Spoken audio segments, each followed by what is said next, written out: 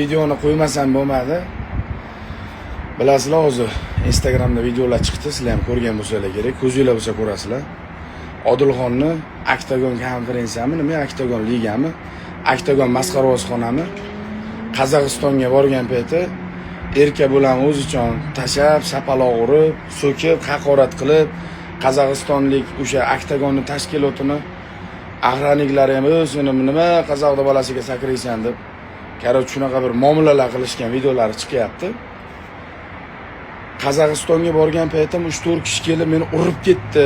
O'zidan o'zi tanimayman.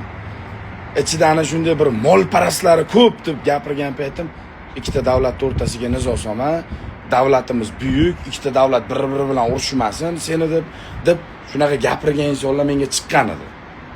Ey, hurmatli Qozog'istonlik bavurlarim, sizlar ham bir Qozog'istondan chiqib bir jang qilinglar. Erka bilan to'ktar.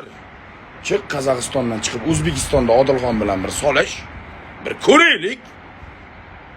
Uyingga borib olsa xo'roz bo'lasan. Men Odilxonning tarafini olmayman, lekin vatandoshim.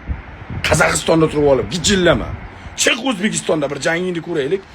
Ko'tinga shunday barmoqni urib cho'pa-cho'pis qilib qo'yadiganlar bor O'zbekistonda. Kel, mulla menga yeshaychi deb o'tirasan mana bunday. Qozog'istonda sakraysan sen.